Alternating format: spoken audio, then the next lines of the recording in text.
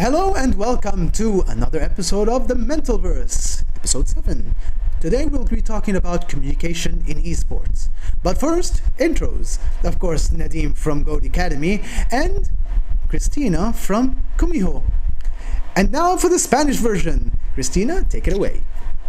Hello everyone, muy buenas a todas y a todos. Volvemos una vez más con un nuevo episodio, esta vez el número 7. Y hablaremos sobre un concepto muy importante dentro del sector de los esports, lo que viene siendo la comunicación. Así que bueno, si te interesa este tema, ya sabes lo que tienes que hacer. Quédate por aquí porque comenzamos.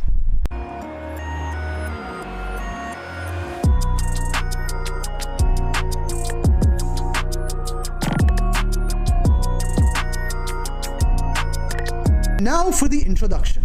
Now, before we delve into the communication within esports, we have to know there's a history lesson to be made about communication. Now, of course, in the ancient days, humans used to communicate using different forms and methods. One such communication was drawing, drawings on walls and so forth, using pictures of what they saw. Also, such example are the hieroglyphics, the pictures that are on pyramids and so forth, which depict stories. And you got also music. A lot of cultures used music as a form of communication using instruments or certain methods and techniques. Now, as time progressed, humans created the methods of language and different techniques of language that was, you could say, different between one culture and the other, or similar between neighboring cultures. Of course, that has both its advantages and disadvantages depending on the circumstances and the methods it was used. And such example we could use, the ones we're using in esports, of course. Now for the esports version, Cristina. Okay, so when we start to talk about esports or even sports, we start to think about teamwork, cooperative tasks, or even tournament, no? The first competence that players and staff must to develop is the communicative competence. So that's why it is very important to talk about this concept in the area of esport or sports. Okay, and this is essential because communications influences our everyday actions. Right, Nadim? Absolutely. Everything that revolves around a group of people, a work that revolves around a group of people, requires communication and connectivity. And the same thing could be said about esports. The coach communicating with the team communicating with itself. In the work environment, it's the same thing when you're talking about even between friends, between colleagues. Communication is key. And it could make or break a situation if there's misinformation or miscommunication. That's why people usually should be careful about the method of communication and how they're saying it, because it might become misinterpreted or misunderstood. Yes, and also if we focus on the esports area, we could try to think a bit like what do players use? If you think a bit, they use headphones or some microphone. So this indicates the importance of communication in this sector. So just to start to explain a bit about communication, we should try to explain some aspects that complement communication. So if you want to start with the first one, Nadim? Absolutely. Now, just before we get to it, now imagine a player shouting towards his teammate without a microphone. That's why you need a microphone, people, because you need to talk gently, not shout at your teammate and scare the living heck out of them. Now, as far as the aspects are concerned, you got the linguistic aspects. Now, these are situational, you see. It deals with, to a degree, a language strategy. How do I put it in such a way? Being the language is key, and communicating between your teammates is key. This is why you find common communicative strategies. If we're going to have a language barrier, which, let's say, people from several different cultures, a person from this culture, a person from that culture, of course, the language is going to become an exceptional issue. Now, it could be an advantage if the enemy team doesn't know your language. It becomes easier when you're communicating with your team, so it becomes easier. So the enemy team doesn't decipher what you're strategizing with your team. So I'm assuming that's one of the methods. But of course, you have to take into consideration the language itself. Even in the country itself, there are different tones, different speech differences. And this is actually interesting because even in the country itself, for example, in my country, Lebanon, the person in this area speaks the same language as this person, obviously from that area, but it's the certain words and certain terminologies that differentiate, even in the same country itself. So you can only imagine if a terminology in one country with a terminology from a different country, how much confusion it might lead. This is why people usually find a single language to communicate, which usually is, for example, in this case, English, being the most commonly used language, well, depending on the group of people. And it's much easier to communicate with. And they reach the easiest common ground, they find the easiest language, and it becomes easier to communicate, to reach, to receive the message, and give the message. Don't you think so, Cristina?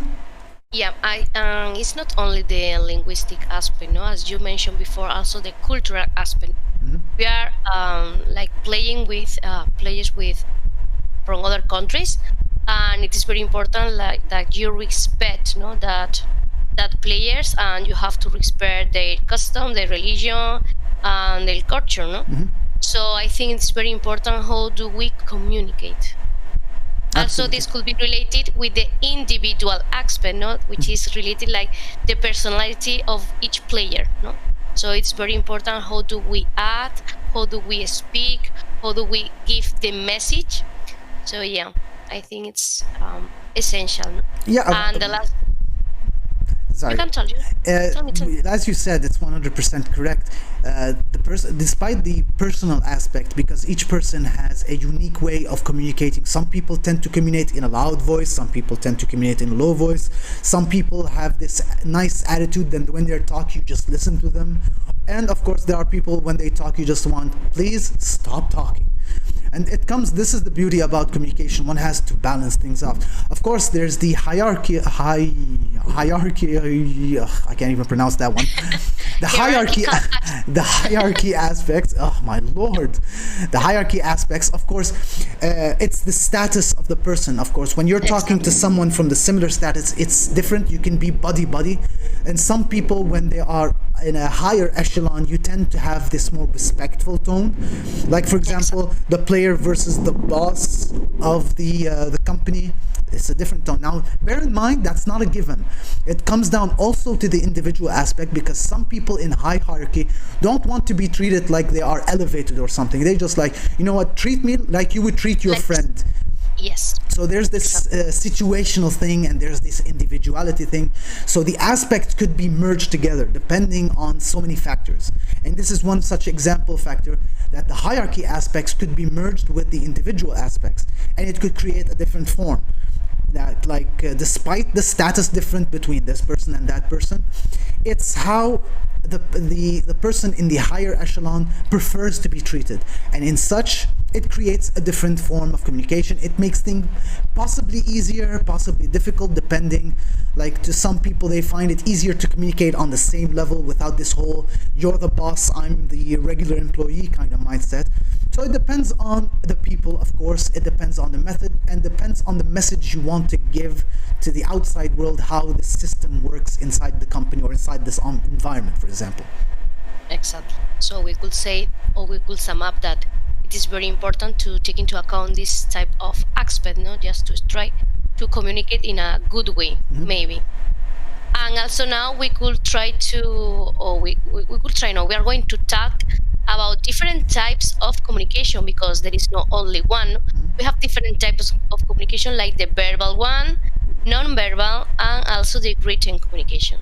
So if you want to start with the verbal communications. Now, of course, obviously, as we said, the importance of communication and the verbal communication, as it is, the verbal communication is by far the most common and most easiest method to use, because obviously the majority of people talk via their voices, and it's the method of interaction between one person and the other, the techniques, the styles, and the language, of course. Sometimes people find common ground in a certain language. Sometimes we've seen these examples that, like, a single language team from one country, they play in such an excellent manner because they have the same language, and then when they are diverse in different language teams, they have a problem communicating despite the excellence of gameplay, because of the communication barriers, and because of this misinformation strategies problems, and because of the issues of language. They stumble in the weight of language, and their performance becomes hindered. So that's what people have to take into consideration, that the verbal communication is very important. Any form of communication is important as long as it delivers to the objective. And this is why people usually, before they get into the serious roles, they start to train. The training phase can be basic form of communication, what's the differences between this and that, trying to bring together, and it works mostly, these method of training requires heavy work in a diverse team, because a diverse team has a lot of problems, has a lot of different misunderstanding, communication problems. A team who's not diverse is easy, it doesn't require that much training. So that's why verbal communication is of such a critical role, and training this aspect is very vital to help reach the objective of a team. Okay, so inside this verbal communication, we could say that, or ask to ourselves, no, like, when is verbal communication necessary?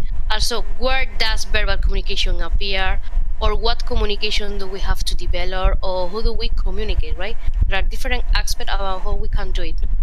We could start with the when, no? When is verbal communication necessary, no? If we talk in esports, it's necessary in trainings, it's necessary at the competitions, and also it's necessary in an external mode.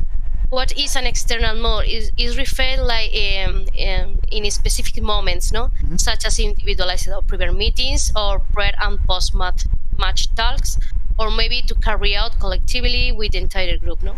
In trainings, it's like communication with the coach, like to correct some strategies, to correct mistakes, to give some speeches, or maybe at the competition, like when they are like playing a tournament, no? Maybe it's the most complicated because it's something that they are under pressure, no? But it's something that they need to do it, no? Because if they communicate while they are in a tournament or in a competition, the atmosphere maybe can change in a good way, no? Because sometimes when they are losing, maybe the atmosphere start to feel a bit bad, no? But I think this communication is important. It depends on the strategy, and you're right. It's situation, like, for example, in a competitive environment, when you're in the middle of a game, you can't just joke around, just mess around. You can't. There has to be focus on it, so you don't deviate. The communication doesn't deviate. Now, bear in mind, there are certain strategies when the team is under pressure and they're during the break. People tend to loosen up by having a sense of humor, or pep talks and all that. So the communication form changes depending on the format of the moment. So when they're in the middle of a tournament, of course nobody's gonna joke during the middle of a tournament. People will be like, "You're distracting us. Let's focus on the game. Then you can joke as much as you want." So this is usually the form. So when they're, as you said, the external form is also the same. Like, the external form relies on just communicating in that aspect. It's between the team itself, the camaraderie between the team, the coach and the team, and how he helps them achieve the objective. That requires a precise form of communication. This is what makes communication such a crucial aspect of it all. Correct? Yep, exactly.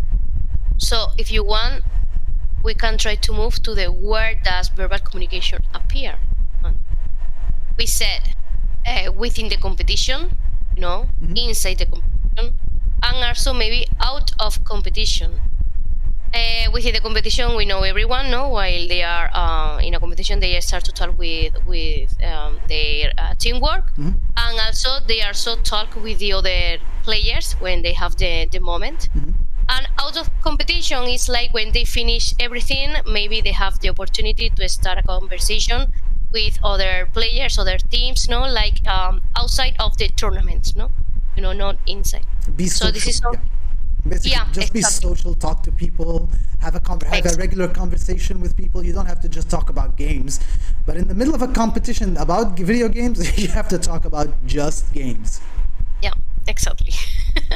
So we could say that those places where they start to appear the communication, or verbal communication.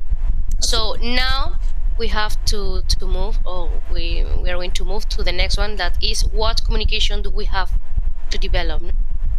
So as we have mentioned before, it's not only necessary to know about the people and their mentality, Also, it's necessary to know about the message, the attitude when we transmit the message, no, maybe the communication, no, how do we do it. So it is important to know like different types of messages, no, or what type of messages we are going to give. We have some of them. We have the emotional, descriptive, explicatory, interrogative, evaluative. So if you want to start with the emotional one, explain it. Now, this is basically what we'd call a pep talk. It's like when, okay, let's say a team was under pressure, they lost the first round, and they are feeling demoralized. Of course, sometimes the star player or the captain of the team just stands up, starts doing the coach, the huge speech about, we could do it, we lost the first round, don't worry, that whole motivational speech.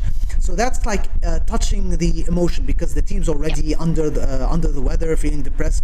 That person just stands up, does this huge push, making you feel energized, rekindling that energy in you, giving you that emotional push that you need. And a lot of teams had these issues. The first round they failed, they fumbled, they came back the second round and they did a 180 degrees and won. So it's usually one of these pep talks or the motivational thing they do. That's where connecting with the emotional communication aspects is very crucial during these pep talk moments. Yeah. Also, we have the descriptive one. We could say that the purpose of the message in this type of communication is like to help players to identify, for example, their mistakes, or maybe to say to them like some strategies that they can put in practice, but they didn't do it yet. So there are some messages that help our players to develop, their skills, right?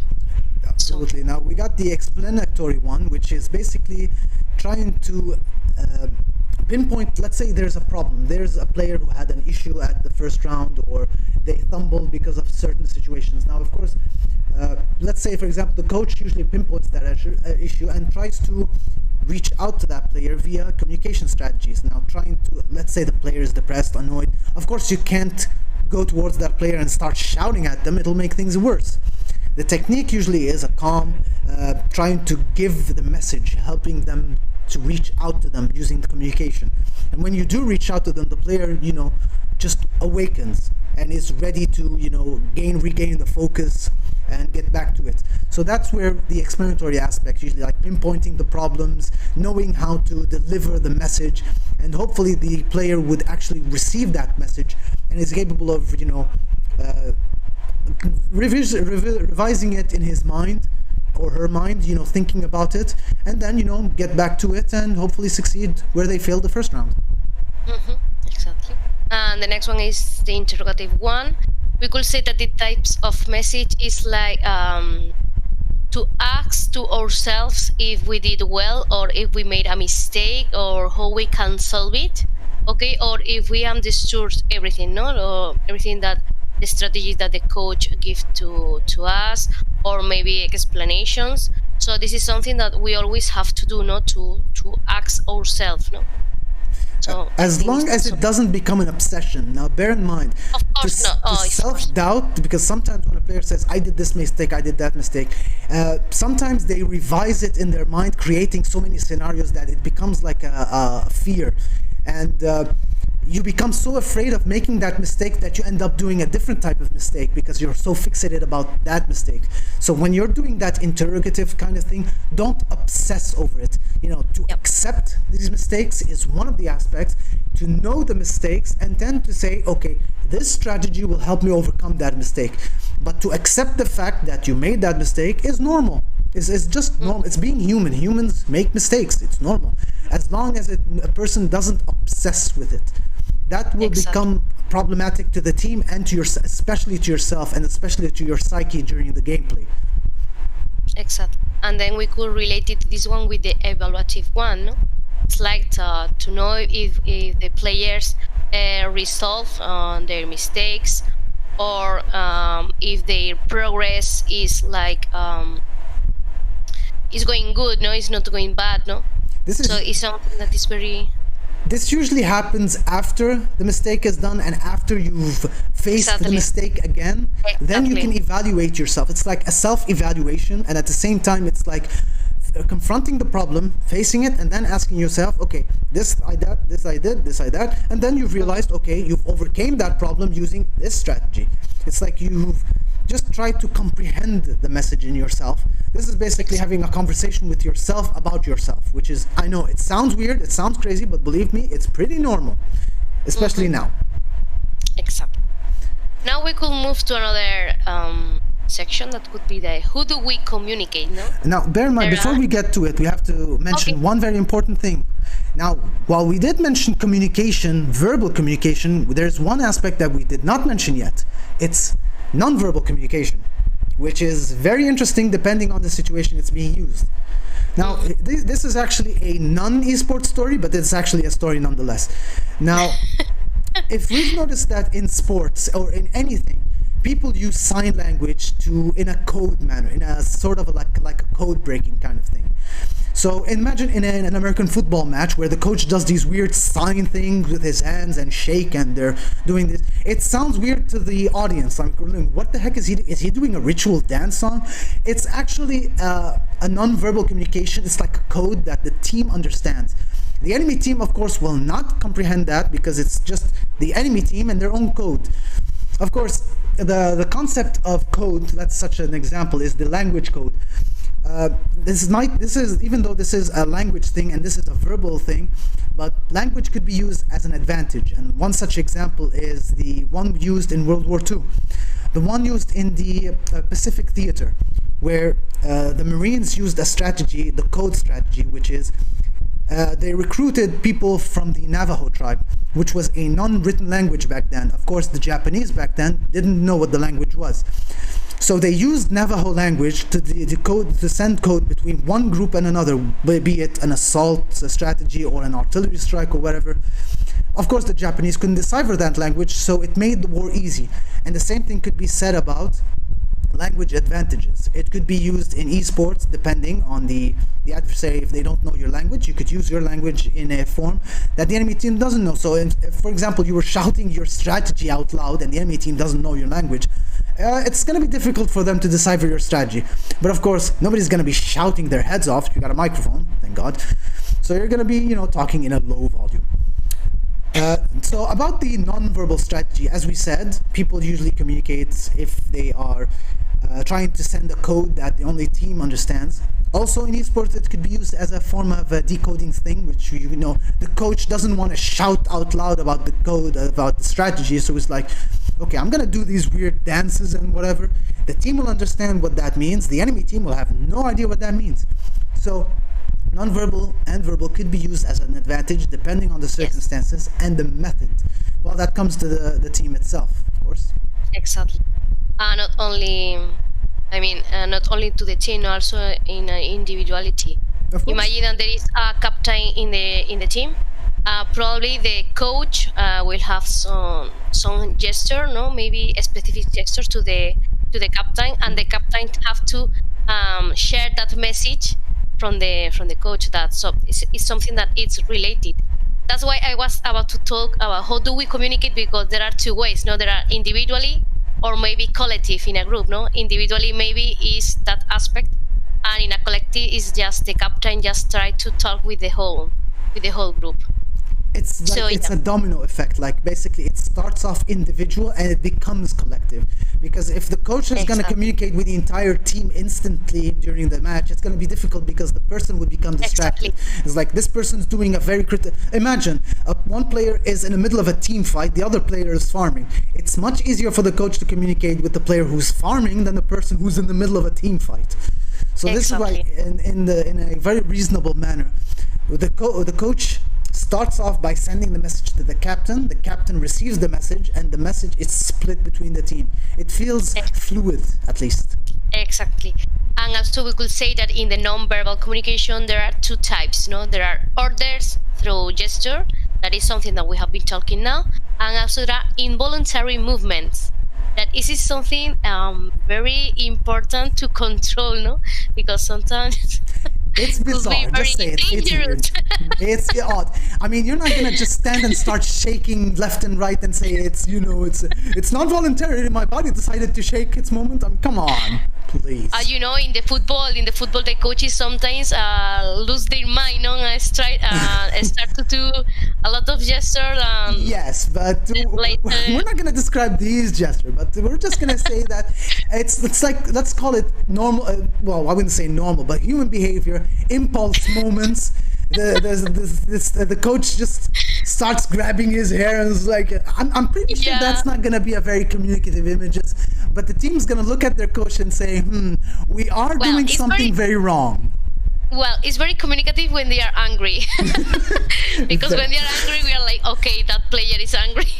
Or it's tilt. Tilt. How does it happen? They grab the ball and they hit the referee with it. Doesn't require verbal communication. You just know he's pissed off. Yeah, exactly. We have to take, as much as funny as it is, involuntary movement can sometimes be random, and it's like a habit. Now, despite circumstances, of course, when they get pissed off, they grab their hair and I don't know, just some bizarre, or they grab the ball and just shoot it randomly. It happens because, impulse moments and pissed off. Some people tend to have these odd involuntary moments, like when you're sitting, you start moving your leg because you're angry, but you don't want to shout, so you use your physical movements. It's like a behavioral thing. So instead of shouting, you just shake your leg out of being pissed off or angry to control the tempo of your body. So those are, it's a communication thing. I know, weird. But sometimes when the team realize their coach is doing that, they're like, okay, we're doing something wrong. Time to reevaluate our situation and change. Yeah, exactly. So then we can move to the last type of communication, that is the greeting one. Some people think that greeting one is not very present, but I think it's very present too, because complement the verbal communication, no? As we have mentioned before, sometimes there are players from different countries, and maybe they don't understand our language, so maybe the coach or also the staff have to give them all the strategies or all the trainings in a paper, no? Maybe in a written way, or maybe with pictures, no? So that's why written communication is very present also.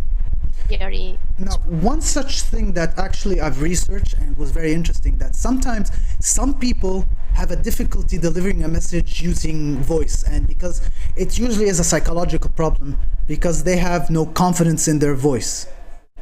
And because they have no confidence in their voice, the issue becomes, it's about drawing the picture. Then because they draw it, it becomes much easier. So when they draw the message using the writing techniques, it becomes much more fluid. So instead of, trying to talk, and they have this hesitation of communication, because some people tend to have this social phobia issue, which is, normal. Yes. So instead of communicating via verbal method, they use drawing. They communicate via drawing without even having to say a word, or they tend to use less words and more about drawing the message. Yeah, this is like in the esports, in the traditional esport, also they use the drawing. Yeah, it depends, and it comes down to individual aspect. Like, as I said, it's not a given, but some people tend to have a problem with communicating, or they are unable to deliver the message via communicating. They tend to talk very shortly, very limited, and they deliver the maximum amount of communication via writing or drawing the plan. And then they describe the plan in a specific, small format, so that the player, when they look at the writing, they can grasp it without even needing to hear a single word.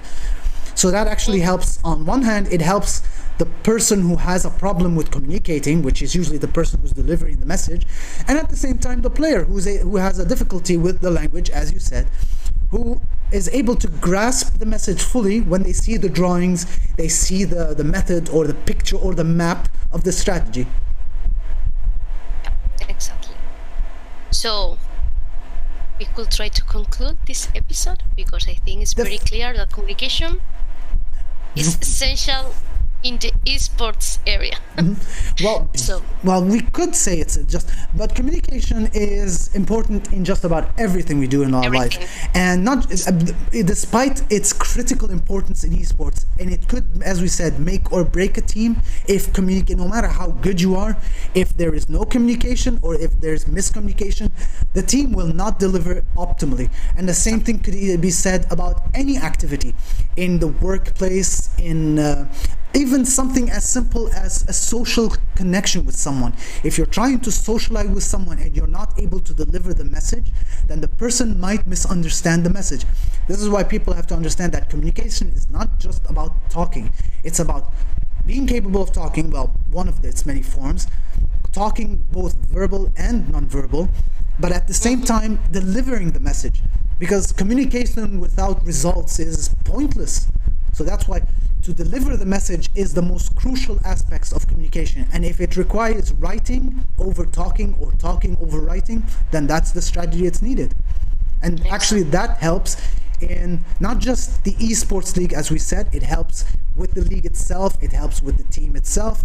Even as we said, the hierarchy itself, if the higher ups have a very unique form of communication with their team, it also helps.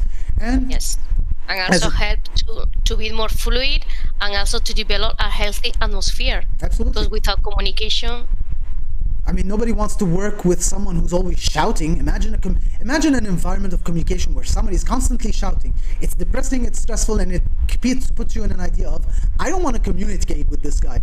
If he's sick, if he or she are sick, I'm happy for the day because I don't have to talk to these guys again.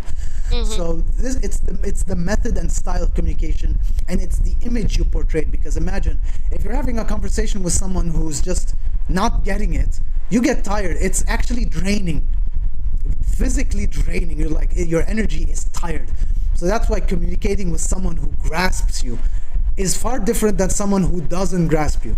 This is why when we're talking about a team, delivering the message and grasping it are as crucial as just talking randomly.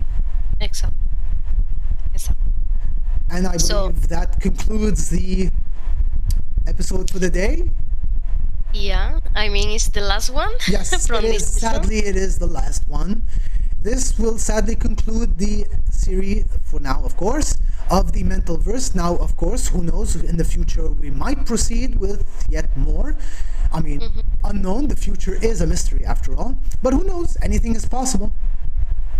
Just don't forget to follow our social places, such as don't Goat forget to like Academy. and subscribe Kumiho, and like and subscribe Goat Academy.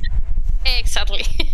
So don't forget and stay tuned for future episodes, maybe. Hopefully, maybe, who knows? Could be.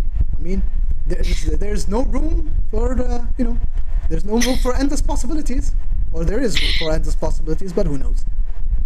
Okay. Bye. Ciao. Take the care. Have fun.